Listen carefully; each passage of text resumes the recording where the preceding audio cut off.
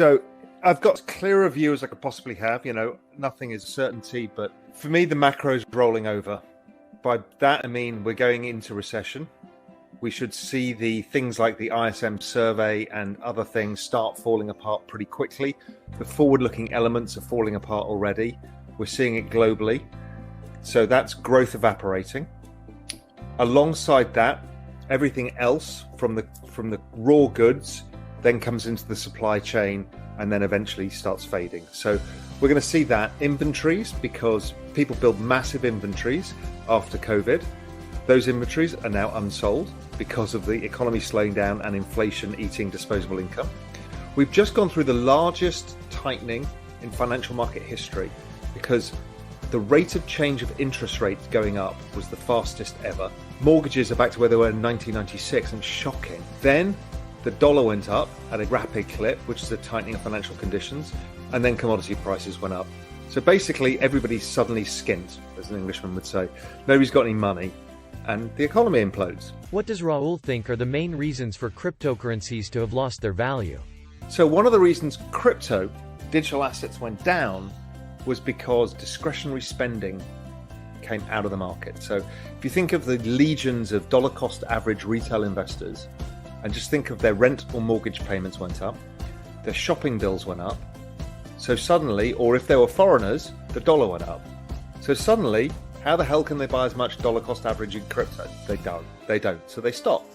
So when liquidity is more available and cheaper for them, they can apply more leverage essentially in their portfolios. So what we end up with was a position where the thing that correlates to crypto markets overall is some definition of liquidity, and you can use M2, global M2 year on year.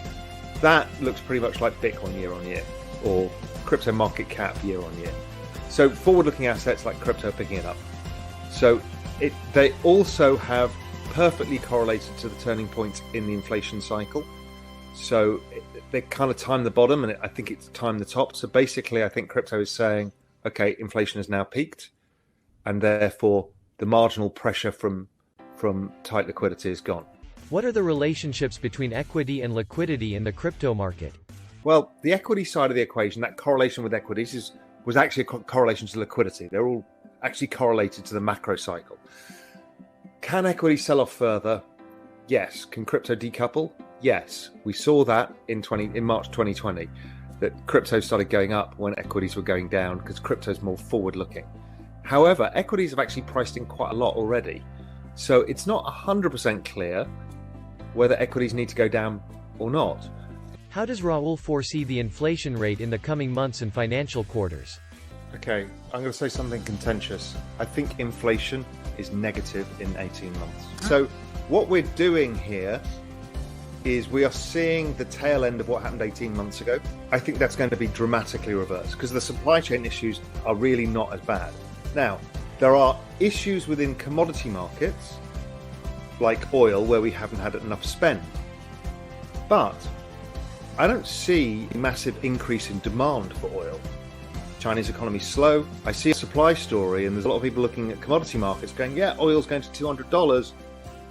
Yeah, if you can get demand back to where it was, we're assuming it is. And people are extrapolating demand post-COVID, which was a stop of demand, re-release of demand coming back on. That demand goes back down to trend. So I don't see it. So I'm guessing that as oil comes down to $60 or so, as everybody gets washed out now, most commodities are down 50%. How fast does it recover? Well, maybe it recovers reasonably quick because of the supply issues. And after a recession, there's a recovery. Are we going to go screaming through $120 and have rates of change that lead to inflation? I just don't see it. Now, the other argument people have is reshoring. If anybody's looked at what Elon Musk has just built, and I published this in Global Macro Investor, the video of the drone going through the Gigafactory, there is a gigantic, massive factory. Well, in the video, there's not a single person. It's all robots. Right? This is not wage inflation. This is not, and the efficiency of building a factory now is not as commodity intensive, and it's not like we're entirely rebuilding countries. So I know the narrative is incredibly strong, and I sound like a lunatic by saying, well, it's not going to be like that. I strongly believe with an aging population, massive debts, and recession dead ahead, the ability to generate persistent inflation going forwards until the end of the next business cycle. There's always inflation at the end of cycle. The end of the next business cycle, sure, inflation will be high again. The Fed will be raising rates again, or doing what maybe they won't raise rates ever again this time. But then eventually you go to recession, prices fall. What we need to normalize for is population age, amount of debt. Right, so I look at the real 5-year real rates, which is the 5-year break-even rate minus the 5-year bond rate.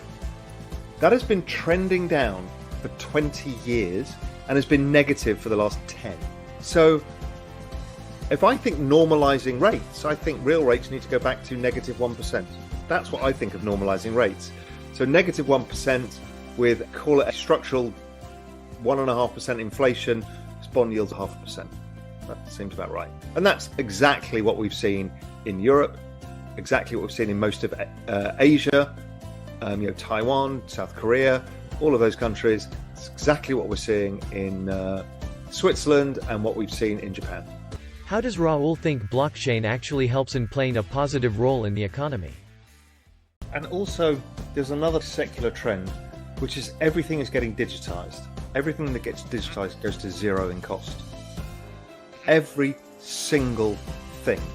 And one of my hypotheses is, as we digitize electricity, essentially, by going away from fossil fuels to other sources of renewables, we will see the cost of electricity collapse. I mean, this is actually the breakthrough of digital assets. If everything in the digital world goes to zero in value because of excess abundance, i.e. it's all supply, without blockchain, you're totally screwed, because everything disappears in value. But with blockchain, you've actually cement value in the digital world, which was an impossible task beforehand. What it did do was the classic, and as you've alluded to, in the end, these things flush out bad leverage. And the bad leverage was the fact, and I've mentioned this many times, it's exactly the same as long-term capital. There was one person who was everybody's biggest customer, and either people went, la la la, I can't hear you, or didn't do good risk management. So once that customer starts getting recalled on some stuff, it daisy chains immediately on a scale that nobody could have imagined. And it's very different because it was made by human decision as opposed to algorithm, where everything that was DeFi was fine.